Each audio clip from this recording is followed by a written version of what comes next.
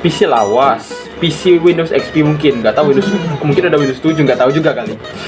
PC lawas, dicolokin remote random yang nggak tahu seri berapa, bisa nyatu, bisa connect.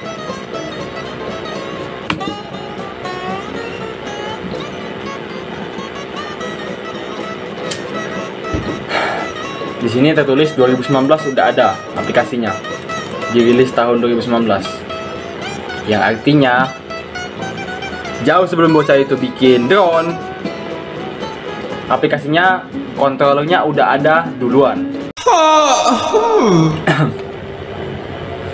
Sekarang malam sekitar jam 10-an, dan di sosial media, di YouTube ada yang lagi rame, dan gue belum tahu, gue baru tahu sekitar kurang lebih setengah jam yang lalu, dan gue belum baca kronologinya sampai habis. Gue juga ini dikasih tahu sama temen di komunitas. Jadi singkat cerita yang gue tahu atau yang dikasih tahu dari temen, dijelasin kalau sekarang lagi ada yang viral soal bocah yang dibilang bisa bikin drone dari limbah remote TV.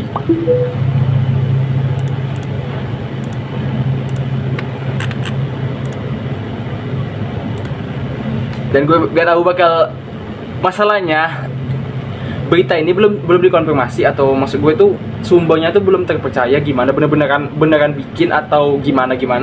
Tapi sama media gede sekelas iNews TV, official iNews YouTube diupload, dan ini dislike-nya sekarang lu lihat 2,5 ribu. Gue coba netral aja dulu, nanti setelah gue selesai nonton kayaknya menarik nih. Coba kita baca dulu dari kronologi yang dibikin sama akun Facebook Irwansa Saputra. Negara Darurat Sains Update, baca paling bawah. Mungkin buat yang belum tahu, ada bocah dari Kediri yang bisa bikin drone dari limbah remote TV. Begitu berita yang beredar sekarang, ya kan? Dosen elektronika gue kalah anjir. Gimana urusannya chip remote TV yang basisnya analog bisa nyambung ke drone, terus disambungin ke HP Android. Maksudnya jadi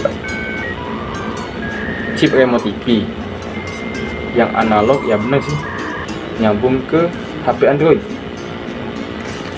Bocah itu juga jelasin kalau bisa koneksi lewat inframerah yang disambungin ke Bluetooth.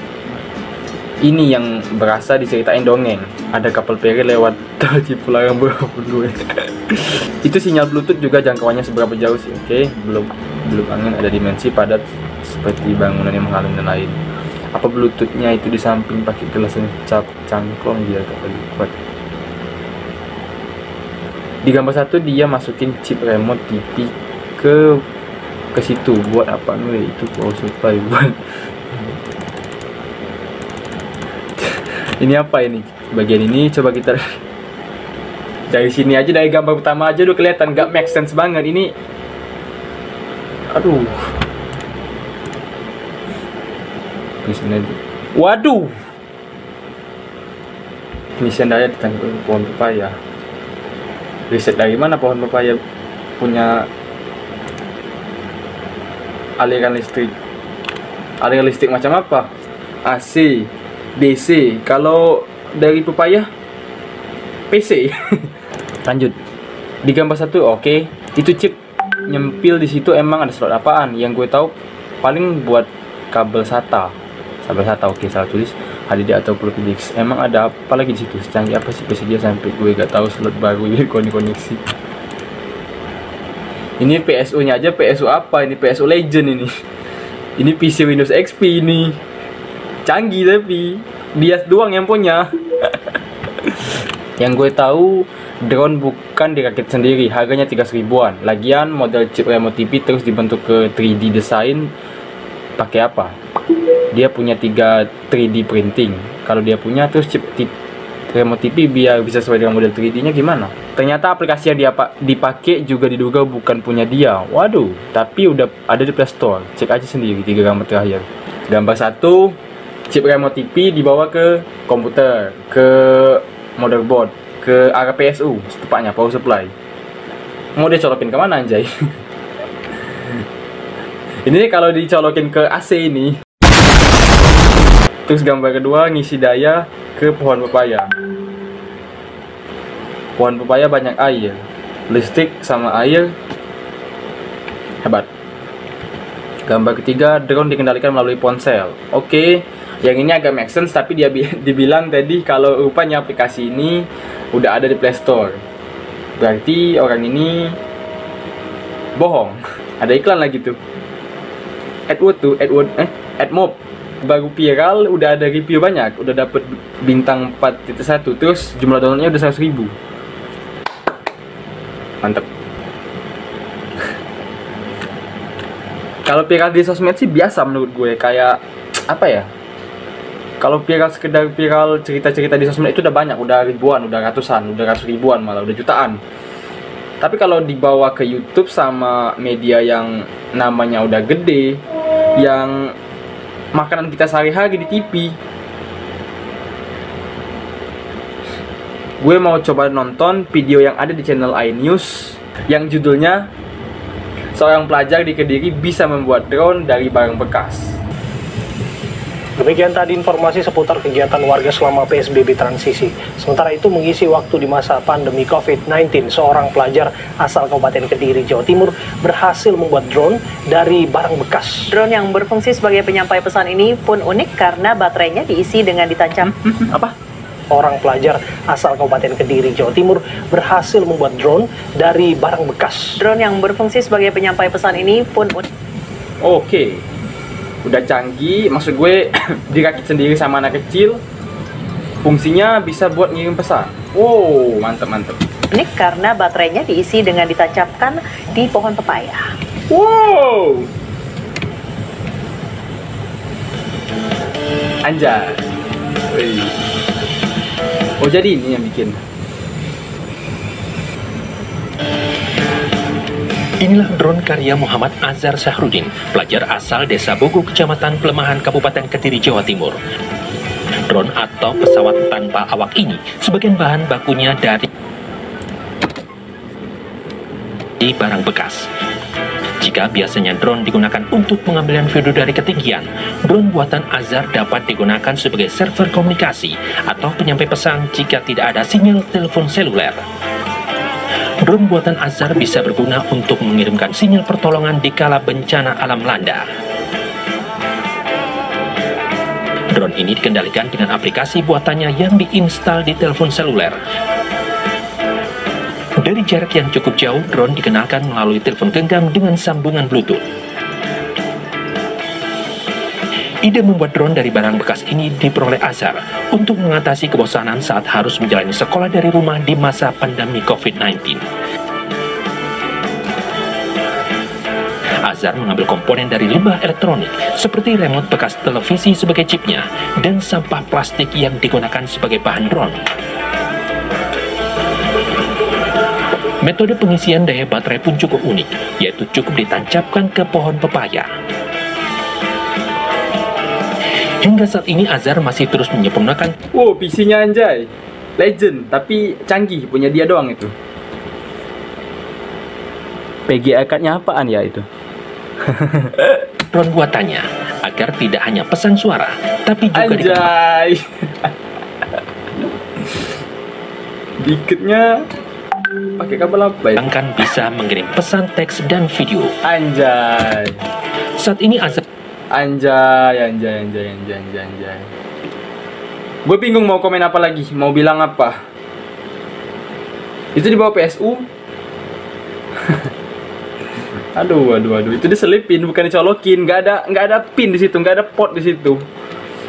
Aduh, bos. Azhar telah mendapatkan 4 pesanan yang mayoritas dari kontraktor karyawan BMKG dan penanggulangan bencana untuk harga 1. Wow, coding Jo. Mantep, bisa coding anak nih.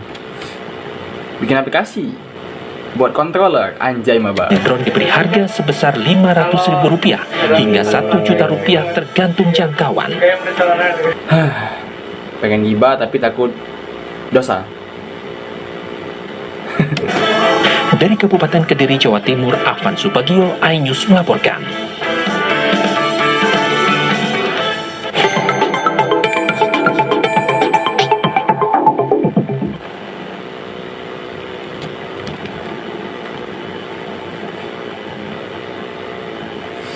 Gue mau coba cari buktiin yang aplikasi ini di Play Store, apa benar ini udah ada di udah ada jauh sebelum dia bikin atau enggak. Ini berita kan baru viral mungkin dia berhasil bikin itu sekitar seminggu atau 2 minggu lalu lah.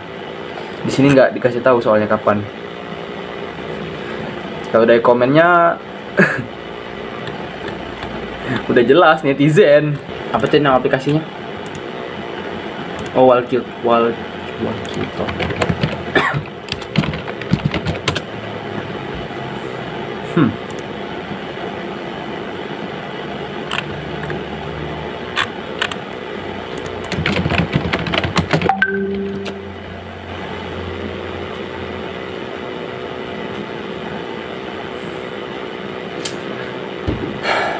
Di sini tertulis 2019 sudah ada aplikasinya.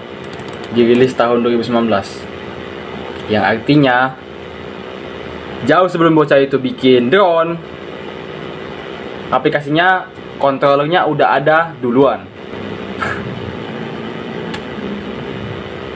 Gue nggak mau komentar soal bocahnya sih, itu ya suka-suka dia lah, mau berkarya, mau ngehibur orang. Tapi maksud gue, kok bisa gitu media sekelas iNews bikin berita kayak gini. Ini dari gambar pertamanya aja udah gak make sense banget gitu. Itu satu sama apa tuh papan PCB di remote dicolokin kayak RAM, bukan di slot RAM, malah dicolokin di bawah PSU. Di bawah PSU itu ada apa itu? Nggak ada apa-apa itu, nggak ada port. Bahkan gue aja yang masih pemula soal teknologi, masih bisa bilang gitu lah, masih jauh pemula, ngerti kalau yang kayak ginian tuh nggak make sense. Dari mana risetnya coba? PC lawas, PC Windows XP mungkin, nggak tahu Windows, mungkin ada Windows 7, nggak tahu juga kali. PC lawas, dicolokin remote random yang nggak tahu seri berapa, bisa nyatu, bisa connect. Dimana negara kita mau pinter nyaring hoax, berita bohong. Kalau yang kayak model beginian aja bisa lolos, kan aneh. Ya udahlah, gue di sini cuma mau ngeluarin bentuk keresahan gue sebagai salah satu orang yang harus gitu, yang harus ngasih tahu orang lain yang nggak tahu kalau percaya sama yang model beginian, supaya orang-orang di negara kita ini nggak bakal terlalu banyak yang percaya sama berita bohong, nggak mudah kemakan, nggak makan berita itu mentah-mentah dari judul aja langsung dimakan gitu, belum baca isinya dulu, belum riset, belum dicari tahu, belum diliput secara langsung. Ya udahlah segitu aja. Bingung gue mau closing gimana.